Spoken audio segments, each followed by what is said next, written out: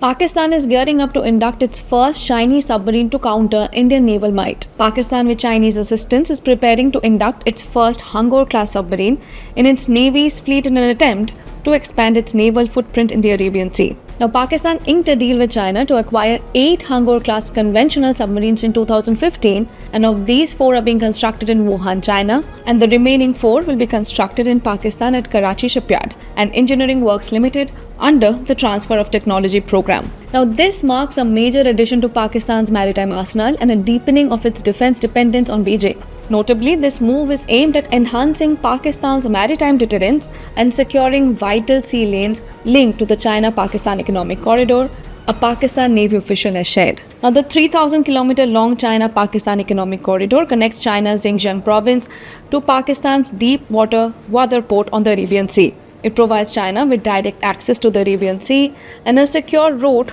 for importing energy resources from West Asia while bypassing the Strait of Malacca, a narrow maritime choke point that could be vulnerable during wartime. Now, the initiative also extends China's sphere of influence towards Afghanistan and Iran and onto Central Asia and effectively encircles India, given Beijing's tie to the junta in Myanmar and good relations with Bangladesh.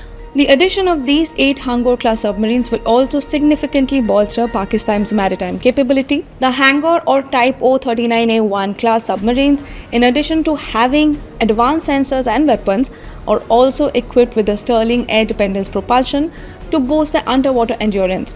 Conventional diesel-electric submarines must surface or snorkel every few days to recharge their batteries, making them vulnerable to detection. In contrast, the AIP system enables the Hangor class to remain submerged for up to 15 to 20 days, enhancing stealth and survivability. The AIP allows a submarine to stay hidden in the ocean depths for longer periods and, if necessary, reach its target quickly without disclosing its position. India at present has no conventional submarine with AIP. But Project 75 India to construct 6 new German-origin diesel-electric submarine with AIP at Mazagon docks for over Rs 70,000 crore is still some months away from being inked. Now, India currently operates 3 indigenously developed nuclear-powered submarines along with 3 classes of diesel-electric attack submarines acquired or developed over decades with France, Germany and Russia. India's Kalvari-class submarines, based on the French Scorpene-class design, are known for their agility and advanced European weapon systems.